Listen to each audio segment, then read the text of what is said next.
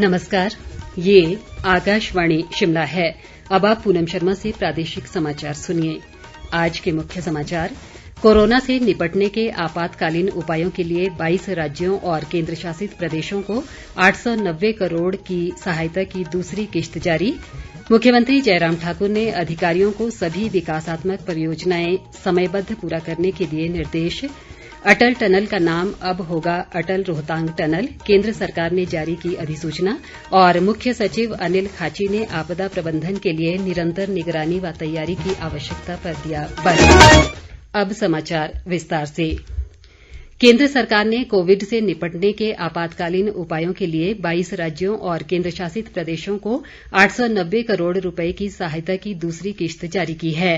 प्रत्येक राज्य और केंद्र शासित प्रदेश को वहां पर कोरोना संक्रमण की स्थिति के अनुसार आर्थिक सहायता दी गई है। आर्थिक सहायता की पहली किश्त के रूप में इस वर्ष अप्रैल में सभी राज्यों और केंद्र शासित प्रदेशों के लिए 3,000 करोड़ रुपए जारी किए गए थे। स्वास्थ्य और परिवार कल्याण मंत्रालय ने कहा है कि राज्यों और केंद्र शासित प्रदेशों को ये सहायता एक समेकित नीति के तहत दी जा रही है। केंद्र सरकार ने इस काम के लिए 15,000 करोड़ रुपए की व्यवस्था की है। मुख्यमंत्री जयराम ठाकुर ने अधिकारियों को सभी विकासात्मक परियोजनाएं समयबद्ध पूरा करने के निर्देश दिए हैं ताकि परियोजनाओं की मूल्य वृद्धि न हो और लोगों को विकास का लाभ मिल सके। वे आज धर्मशाला में कांगड़ा जिला के मंत्रियों, सांसदों, विधायकों और जिला स्तर के अधिकारियों की बैठक की अध्यक्षता कर रहे थे। मुख्यमंत्री ने कहा कि उनके द्वारा की गई घोषणाओं के कार्यान्वयन पर विशेष ध्यान दिया जाना चाहिए। जयराम ठाकुर ने कहा कि प्रदेश का सबसे बड़ा जिला होने के नाते सरकार कांगड़ा जिले के विकास पर विशेष बल दे रही है। मुख्यमंत्री ने कहा कि कोरोना महामारी के चलते प्रदेश में विकास की गति प्रभावित हुई है, लेकिन सरकार विकास परियोजनाओं को तय समय सीमा में पूरा करने के लिए निरंतर प्रयत्नशील है। उन्होंने कहा कि जिले में जल जीवन मिशन और ब्रिक्स के तहत कार्यान्वित की जा रही विभिन्न सिंचाई व पेयजल परियोजनाओं में तेजी लाने की आवश्यकता है। इस बीच पत्रकारों से बातचीत में मुख्यमंत्री ने कहा कि कोरोना वायरस की वजह से चुनाव स्थगित करने के किसी प्रस्ताव पर सरकार का कोई विचार नहीं है, लेकिन सरकार पंचायतों के गठन को लेकर पुनः विचार कर रही है। प्रदेश सरकार ने राज्य में वन आवरण क्षेत्र बढ़ाने के उद्देश्य से इस वर्ष विभिन्न प्रजातियों के 1 करोड़ 20 लाख पौधे रोपित करने का लक्ष्य निर्धारित किया है। सामाजिक न्याय व अधिकारिता मंत्री सरवीण चौधरी ने शाहपुर विधानसभा क्षेत्र के हारचक्कियां में वन विभाग व किसान मोर्चा द्वारा आयोजित पौधरोपण कार्यक्रम के दौरान ये बात कही। उन्होंने कहा कि कांगड़ा जिले में 2,600 हेक्टेयर से अधिक वन क्षेत्र में 12 लाख पौधे लगाने का लक्ष्य रखा गया है। सरवीण चौधरी ने कहा कि जलवायु संतुलन में वनों का महत्वपूर्ण योगदान है। केंद्र और राज्य सरकार द्वारा चलाई जा रही योजनाओं की जानकारी किसानों तक पहुंचाने के लिए कृषि विभाग अपने सभी कार्यालयों में डिस्प्ले बोर्ड दर्शाएगा। ग्रामीण विकास व कृषि मंत्री वीरेंद्र कंवर ने आज शिमला में एक समीक्षा बैठक में कहा कि इन योजनाओं के प्रति लोगों में जागरूकता के लिए विभाग एक डायनेमिक वेबसाइट भी तैयार करेगा। उन्होंने अधिकारियों को कृषि विज्ञान केंद्रों में प्राकृतिक खेती के मॉडल बनाकर किसानों के लिए भ्रमण कार्यक्रम आयोजित करने के निर्देश दिए। प्रदेश में कोरोना वायरस के मामलों में वृद्धि जारी है और ये संख्या बढ़कर 2,936 तक पहुंच गई है। प्रदेश में आज अभी तक कोरोना के 20 नए मामले सामने आए हैं। इनमें से सबसे अधिक सिरमौर जिले में 6, जबकि हमीरपुर, कांगड़ा व कुल्लू जिले में 4-4 और चंबा व शिमला जिले में 1-1 कोरोना पॉजिटिव शामिल हैं। मौजूदा समय में प्रदेश में 1,085 कोरोना रोगी उपचाराधीन हैं, जबकि 1,811 कोरोना रोगी उपचार के बाद स्वस्थ हो चुके हैं। स्वास्थ्य विभाग द्वारा जारी बुलेटिन के अनुसार आज 2,386 लोगों के सैंपल कोरोना जांच के लिए भेजे गए हैं, जिनमें से 651 की रिपोर्ट नेगेटिव आई है और 1,731 की रिपोर्ट आना अभी बाकी है। प्रदेश की जनता की आशाओं, आकांक्षाओं और अपेक्षाओं को जानने के लिए राज्य सरकार द्वारा वर्चुअल जनसंवाद कार्यक्रम शुरू किया जाएगा। एक सरकारी प्रवक्ता ने आज शिमला में बताया कि मन की बात कार्यक्रम की तर्ज पर आयोजित होने वाला ये कार्यक्रम सोशल मीडिया, रेडियो और टेलीविजन के माध्यम से माह में एक बार प्रसारित होगा। इस कार्यक्रम के माध्यम से आम नागरिक मुख्यमंत्री तक अपने विचार पहुंचा सकते हैं। कार्यक्रम का प्रसारण हिमाचल प्रदेश सूचना व जनसंपर्क विभाग और हिमाचल माई गॉव द्वारा किया जाएगा। प्रवक्ता ने बताया कि जनसंवाद कार्यक्रम के नाम के लिए प्रदेशवासियों से 15 अगस्त तक सुझाव आमंत्रित किए गए हैं। उन्होंने कहा कि आकर्षक नाम सुझाने वाले प्रतिभागी को 5,000 रुपये की राशि बतौर इनाम दी जाएगी। अटल टनल का नाम अब अटल रोहतांग टनल होगा।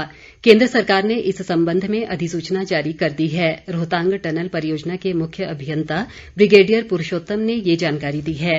गौरतलब है कि प्रदेश सरकार के प्रस्ताव पर केंद्र सरकार ने इस टनल का नाम अटल टनल रखा था, लेकिन जनजातीय जिला लाहौल स्पीति के लोग टनल के साथ रोहतांग का नाम जोड़ने के पक्ष में थे। जिले के कुछ सेवानिवृत्त प्रशासनिक अधिकारियों ने स्थानीय लोगों की सलाह पर रक्षा मंत्री को इस संबंध में एक पत्र भी भेजा था। स्थानीय लोगों ने केंद्र सरकार के इस फैसले का स्वागत किया है। खाद्य व नागरिक आपूर्ति मंत्री राजेंद्र गर्ग ने आज शिमला में खाद्य आपूर्ति विभाग व नागरिक आपूर्ति निगम के अधिकारियों के साथ एक बैठक की। उन्होंने अधिकारियों को प्रधानमंत्री गरीब कल्याण योजना और राष्ट्रीय खाद्य सुरक्षा अधिनियम सहित सरकार द्वारा चलाई जा रही अन्य योजनाओं का अधिक से अधिक प्रचार प्रसार करने के निर्देश दिए, ताकि लोगों को इनका लाभ मिल सके। राजेंद्र गर्ग ने खाद्य सामग्री भंडारण गोदामों में साफ सफाई सुनिश्चित करने के निर्देश भी दिए। मुख्य सचिव अनिल खाची ने आपदा प्रबंधन के लिए निरंतर निगरानी और तैयारी की आवश्यकता पर बल दिया है। शिमला में आज आपदा प्रबंधन अधिनियम के तहत राज्य कार्यकारी समिति की बैठक की अध्यक्षता करते हुए उन्होंने कहा कि कोरोना महामारी का खतरा कम होने के बाद प्रदेश में मॉक ड्रिल व अभ्यास किए जाएंगे।